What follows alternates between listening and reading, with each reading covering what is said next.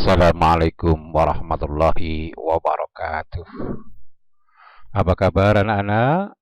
Mudah-mudahan kalian dalam keadaan sehat walafiat. Amin. Pada pertemuan kali ini, kita akan membahas tujuan pembelajaran yang keempat, mengungkapkan gagasan arahan dalam bentuk pidato persuasif. Adapun tujuan pembelajaran kali ini, siswa dapat berpidato dengan teknik menghafal atau sketsa dengan memperhatikan isi kebahasaan dan non-kebahasaan. Kegiatan pembelajaran yang akan kita lakukan diantaranya yang pertama, mencermati teknik-teknik berpidato untuk mengeksplor kelemahan dan kelebihan setiap teknik. Yang kedua, mencermati contoh pidato yang menggunakan teknik pidato tertentu.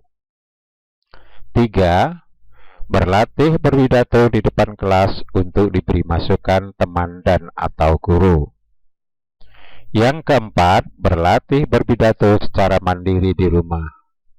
Yang kelima, berpidato di depan kelas untuk pengambilan nilai. Yang keenam, mempublikasikan tampilan pidatonya di media sosial.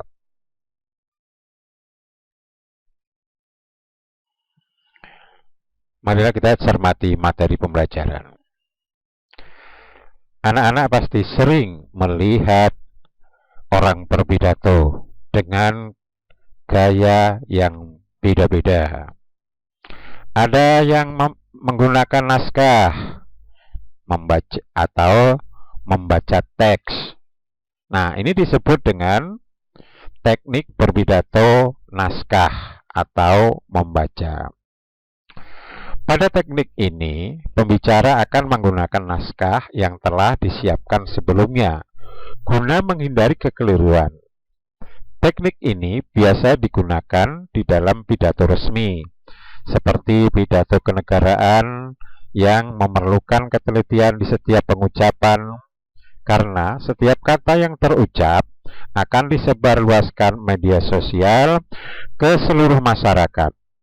Meskipun dengan teknik ini pidato bisa disampaikan dengan baik dan sistematis, namun teknik berpidato yang satu ini cenderung terasa membosankan dan kaku. Juga ekspresi dan mimiknya juga akan terganggu karena hanya akan fokus melihat teks terus.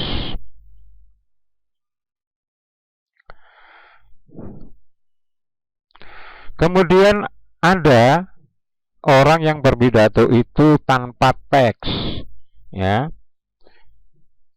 Dia dengan cara menghafal atau memoriter. Dengan teknik ini, pembicara telah menghafal seluruh isi pidatonya, sehingga ia tidak perlu lagi membawa naskah. Meski terkesan mudah, pembicara yang ingin menggunakan teknik ini harus berlatih terlebih dahulu agar dapat menghayati isi pidatonya, tidak berbicara terlalu cepat, dan dapat melakukan kontak mata dengan para pendengar dengan percaya diri. Pembicara yang menggunakan teknik ini akan terkesan cerdas dan terpercaya, sehingga mampu memikat para pendengar. Namun teknik ini tidak direkomendasikan bagi pembicara yang pelupa. Sebab kalau terjadi lupa, pasti akan hilang semua konsentrasinya dan pidatonya akan mengalami kegagalan.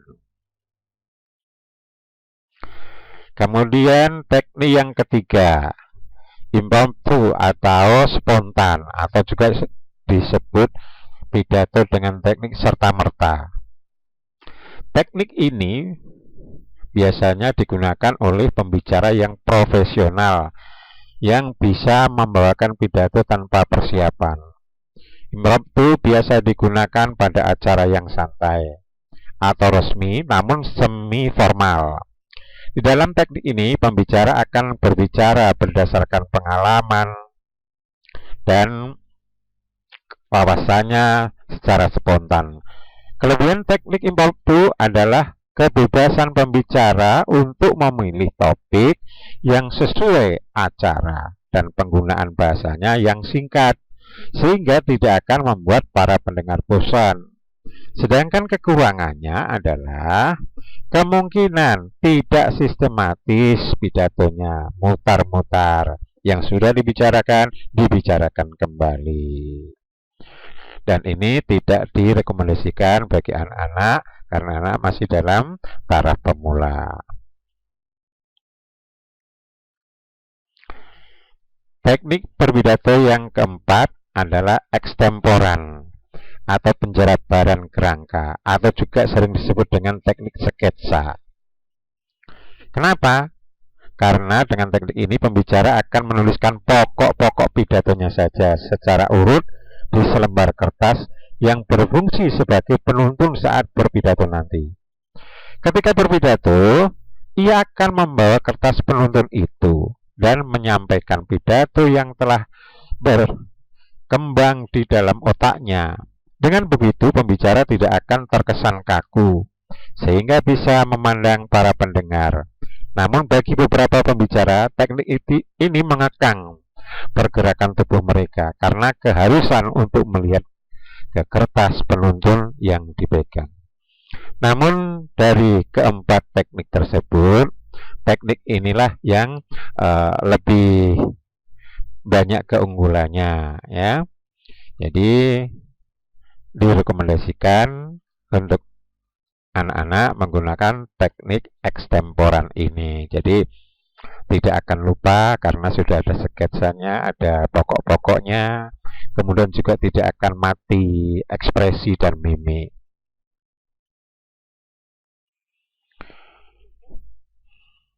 Untuk berpidato kita harus memperhatikan etika-etika dalam berpidato. Yang pertama, apabila berpidato di depan umum, hendaknya mengenakan pakaian yang sesuai dengan suasana pertemuan, rapi, bersih, dan sopan. Tampil dengan bersahaja, sopan, dan rendah hati. Menyisipkan beberapa humor segar dalam pidato. Gunakan kata-kata yang sopan, halus, dan sederhana. Sebagai kata penutup, jangan lupa mengucapkan maaf bila terdapat tutur kata yang kurang berkenan dan lain-lain. Ingat, etika pidato di depan umum. Audien Anda adalah berbagai macam. Ada laki-laki, ada perempuan, ada yang tua, ada yang muda, ada anak-anak. Jadilah pilihlah kata-kata yang sesopan mungkin, halus, dan sederhana. Tidak perlu memakai istilah-istilah yang istilah yang susah, mengambil bahasa-bahasa dari luar yang tidak dipahami oleh masyarakat umum. Nah, apabila berpidato di depan pejabat, ini penting nih, menghilangkan rasa rendah diri. Jadi jangan karena berhadapan dengan di situ ada pejabat-pejabat tinggi terus rendah diri, akhirnya mempengaruhi pidato. Ya, apa yang disampaikan tidak lepas, ada merasa terkekang begitu. Yang kedua, jangan tampil seolah-olah menggurui, sikap lebih tahu dan lain-lain. Karena yang di hadapan Anda adalah pejabat, tentu orang yang sudah memiliki ilmu-ilmu yang banyak. Jadi ya biasa-biasa saja. Kemudian juga jangan terlalu memberikan penghormatan yang berlebihan pada audiens, karena nanti bisa-bisa malah dianggap seperti menjilat.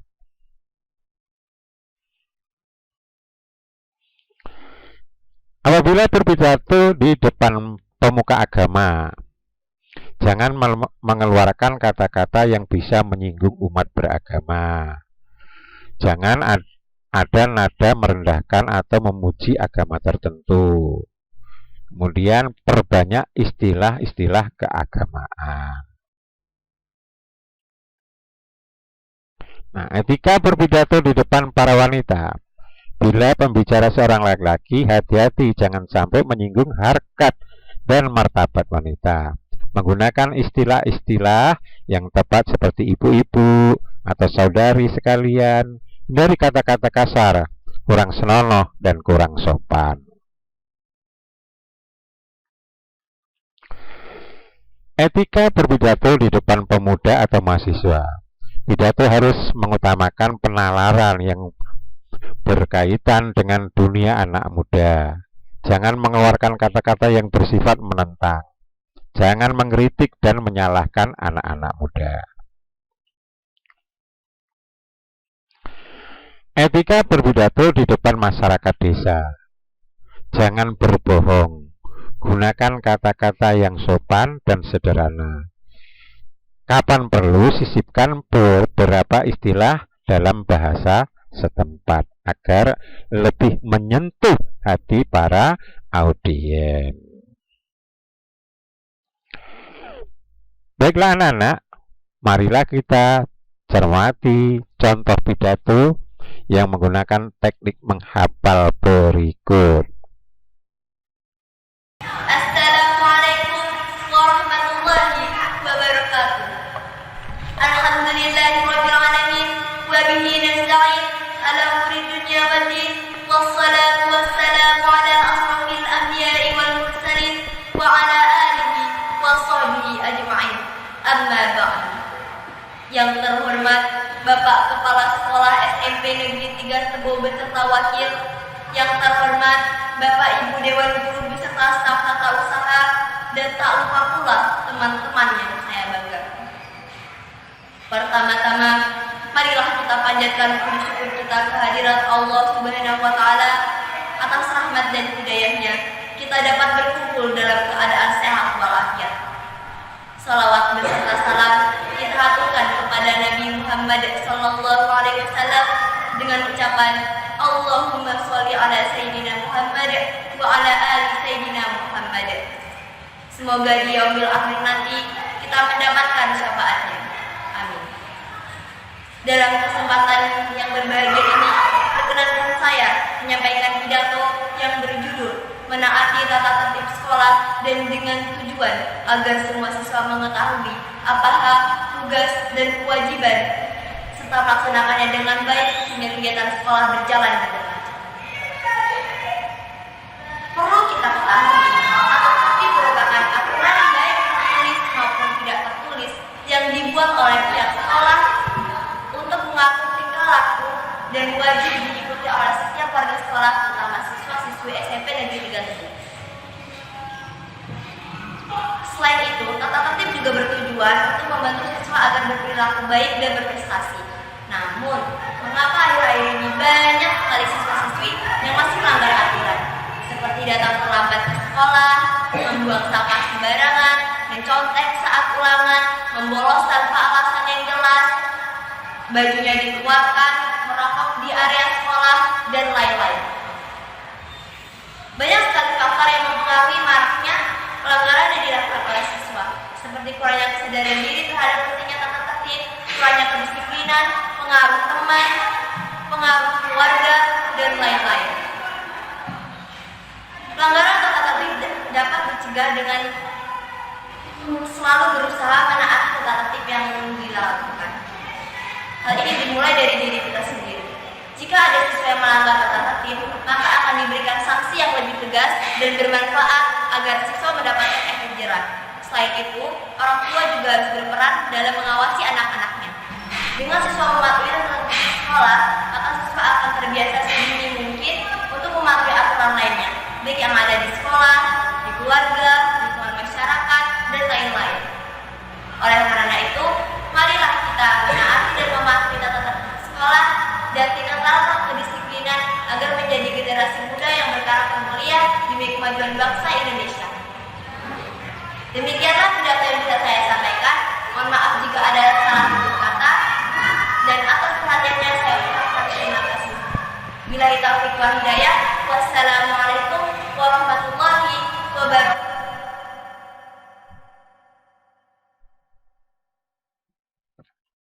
Baiklah, kita lanjutkan. Tadi setelah Anda mencermati contoh dari kakak kelas Anda, ya, bahwa itu menggunakan teknik menghafal. Nah, silakan Anda berlatih di depan kelas satu persatu, ya, nanti dipanggil berdasarkan absen, ya, untuk mendapatkan masukan dari teman dan guru Anda.